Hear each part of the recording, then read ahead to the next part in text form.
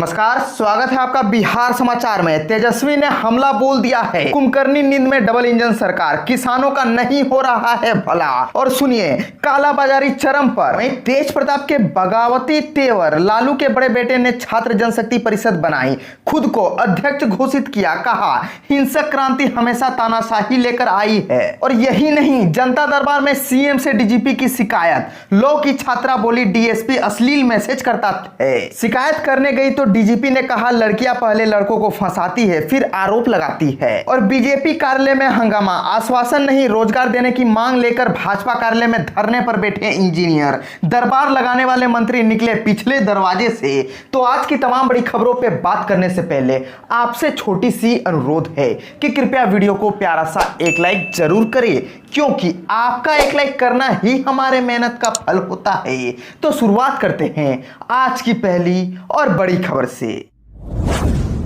तेजस्वी ने बोला हमला, कुंभकर्णी नींद में डबल इंजन सरकार, किसानों का नहीं हो रहा है भला, कालाबाजारी चरम पर। नेता प्रतिपक्ष तेजस्वी यादव ने कहा है कि डबल इंजन की सरकार में भी किसानों का भला नहीं हो रहा है। बिहार के किसान अनेक समस्याओं से जूझ रहे हैं। तेजस्वी ने सोमवार को जारी बयान में कहा कि एनडीए सरकार में एमएसपी को कभी मिलता ही नहीं, अब कहीं बाढ़ की समस्या है तो कहीं खाद की भारी किल्लत है, कालाबाजारी चरम पर है। डबल इंजन सरकार कुंभकर्णी नींद में है, खाद बिक्री केंद्रों के बाहर किसान दिन रात लाइन में लग खाद के लिए जागे रहते हैं। लोकसभा चुनाव में 40 सीटें में से 39 सीट जीतने वाली डबल इंजन सरकार द्वारा किसानों को समय पर खाद भी उपलब्ध नहीं करा पाना नीतीश सरकार की घोर विफलता और निकम्पेन का उदाहरण है। भाजपा सांसद सुनील कुमार मोदी ने कहा है कि उत्तर प्रदेश के अन्य राज्यों में विधानसभा चुनाव को सामने देखकर कांग्रेस, सपा, बसपा और रालोद जैसे जिन दलों के चेहरे सूख रहे हैं, वे टिकैत की किसान महापंचायत के कंधे पर बंदूक रखकर राजनीति कर रहे हैं।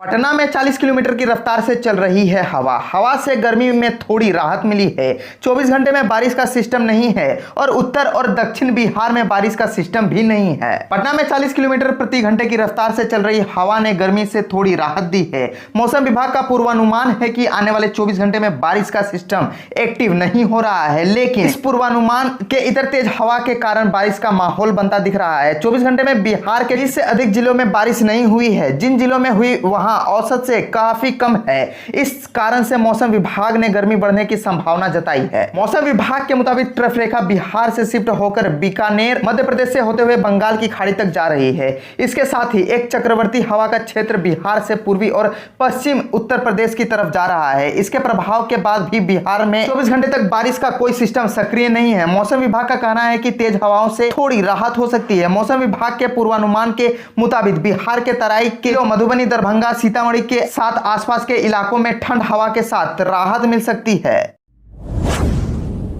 पटना में 24 घंटे में 1 लाख वैक्सीनेशन, आज भी मेगा ड्राइव के लिए तैयार हुई टीम। 48 घंटे में बनेगा बड़ा रिकॉर्ड। बिहार में अब तक वैक्सीनेशन का आंकड़ा 4 करोड़ पार हो चुका है। पटना में 24 घंटे में रिकॉर्ड तोड़ 1 लाख से अधिक लोगों को कोरोना का टीका लगा है। 6 से 7 सितंबर के मेगा वैक्सीनेशन ड्राइव में कई बड़े रिकॉर्ड बनाने की तैयारी है। पटना में वैक्सीनेशन का आंकड़ा अब 41,38,762 के पार हो गया है, जिसमें पहली डोज लेने वाले की संख्या 29,38,039 है, जबकि दूसरी डोज लेने वाले की संख्या 12,07,23 है। 2 दिन के विशेष अभियान में दूसरे डोज को लेकर पूरा जोर है। बिहार में कोरोना वैक्सीनेशन का आंकड़ा 4 करोड़ के पार हो गया है। अब तक 3,40,93,203 लोगों को पहली और 69,98,037 को दूसरी डोज लग चुकी है। सोमवार देर रात तक 16,33,358 लोगों को टीका लग चुका था। सबसे अधिक पूर्वी चंपारण में 1,25,298 लोगों को टीका लगा है। वहीं मुजफ्फरपुर में 99,660 और पटना में 99,366 लोगों को टीका लगा है। सबसे कम टीकाकरण अरवल में 6,344 को हुआ। पंचायत चुनाव की पहली ट्रेनिंग 14 से 24 सितंबर तक पटना के 8 स्कूलों में 2,500 मतदान कर्मियों को पढ़ाया जाएगा सुरक्षा और निष्पक्षता का पाठ। ट्रेनिंग वाले स्कूलों की सूची तैयार कर ली गई है। कोरोना काल में होने वाले पंचायत चुनाव की पहली ट्रेनिंग 10 दिन यानी 14 से 24 सितंबर के बीच होगी। इसके लिए पटना के 8 स्कूलों को तैयार किया गया है, जहां लगभग 2500 मतदान कर्मियों को सुरक्षा और निष्पक्षता का पाठ पढ़ाया जाएगा। कोरोना काल में होने वाले चुनाव में सबसे बड़ी चुनौती कोरोना वायरस से बचाव है। पंचायत चुनाव में लगाए जाने वाले मतदान कर्मियों का प्रशिक्षण कोरोना प्रोटोकॉल में कराया जाएगा। पीठासीन पदाधिकारी, गश्ती दल, ईवीएम संग्रहण दंडाधिकारी, मतगणना पदाधिकारी के ट्रेनिंग की व्यवस्था की गई है। इन्हें कोरोना से बचाव सुरक्षा के साथ साथ अन्य प्रशिक्षण भी दी जाएगी। इसके लिए स्कूलों का अधिग्रहण कर लिया गया है। पटना में इन स्कूलों में होगी training. Patna high school Gardanibagh, राज्य बालिका उच्च माध्यमिक विद्यालय गर्दनीबाग, कमला नेहरू बालिका उच्च विद्यालय यारपुर, राजकीय बालक उच्च माध्यमिक विद्यालय शास्त्री नगर, राजकीय कन्या उच्च माध्यमिक विद्यालय शास्त्री नगर, केबी सहाय उच्च माध्यमिक विद्यालय शेखपुरा, राजकीय बालक उच्च माध्यमिक विद्यालय राजेंद्र नगर, BN कॉलेजिएट उच्च माध्यमिक विद्यालय बांकीपुर में होगी ट्रेनिंग।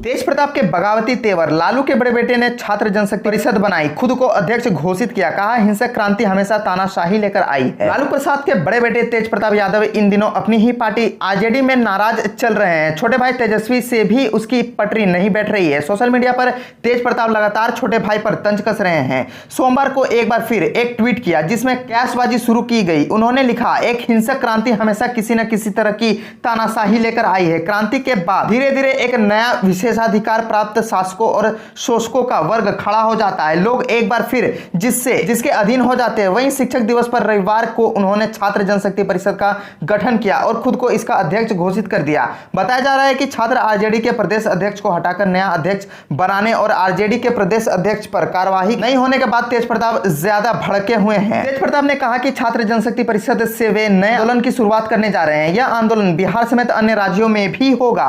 उन्होंने युवाओं से इस मिशन से जुड़ने की अपील की है। संगठन का नया फेसबुक और ट्विटर पेज बनेगा। सदस्यता फॉर्म भी तैयार किया जाएगा। यूनिवर्सिटी में कैंप भी लगाए जाएंगे। जनता दरबार में सीएम से डीजीपी की शिकायत, लॉ की छात्रा बोली डीएसपी अश्लील मैसेज करता है। शिकायत करने गई तो डीजीपी ने कहा लड़कियां पहले लड़कों को फंसाती है फिर आरोप लगाती है। जनता दरबार में सीएम नीतीश कुमार सोमवार को असमंजस में दिखे जब एक युवती ने आरोप लगाया कि आपके डीजीपी कहते हैं लड़कियां पहले अपनी अदाओं से लड़कों को फंसाती है फिर उनके ऊपर आरोप लगाती है। यह बात सुनकर सीएम अवाक रह गए। नीतीश कुमार ने कोई रिएक्ट तो नहीं किया लेकिन उसके सुरक्षा कर्मियों ने युवती को तुरंत वहां से हटा दिया। सीएम ने उसे डीजीपी के पास भेज दिया। दरअसल युवती ने एसटीएफ के डीएसपी अमन कुमार के ऊपर यौन शोषण का आरोप लगाया है। युवती इसकी शिकायत लेकर मुख्यमंत्री के जनता दरबार पहुंची। युवती ने नीतीश कुमार के सामने आप बीती सुनाते हुए कहा कि वह 5 महीनों से इंसाफ के लिए दर दर भटक रही है लेकिन शिकायत सुनने के बावजूद आरोपी डीएसपी अमन कुमार के ऊपर कोई कार्रवाई नहीं की जा रही है। डीएसपी पर आरोप लगाने वाली युवती ने मुख्यमंत्री के सामने कहा कि बीते शुक्रवार को जब डीजीपी एसके सिंघल के पास फरियाद लेकर पहुंची तो डीजीपी ने कहा दिया कि लड़कियां पहले अपनी अदाओं से लड़कों को फंसाती है और फिर उनके ऊपर आरोप लगाती है। पीड़िता की शिकायत सुनते ही सीएम ने उसे डीजीपी के पास भेज दिया। युवती ने सीएम के सामने अपनी पूरी बात भी नहीं कही और सीएम के सुरक्षा कर्मियों ने उसे वहां से उठा दिया। दरअसल युवती लॉ की छात्रा है। उसकी एक युवक से शादी तय हुई थी। बाद में युवक ने शादी करने से मना कर दिया। तब युवती ने युवक पर बलात्कार का केस किया था। न्याय के लिए युवती लगातार पुलिस मुख्यालय आती थी। वहीं डीएसपी अमन कुमार से मुलाकात हुई। अमन कुमार ने न्याय दिलाने का भरोसा दिया था। फिर दोनों में फोन पर बात होने लगी। युवती का आरोप है डीएसपी उसे अश्लील मैसेज करते हैं। इसकी शिकायत लेकर जब वो डीजीपी के पास पहुंचे तो डीजीपी ने उक्त बातें कही।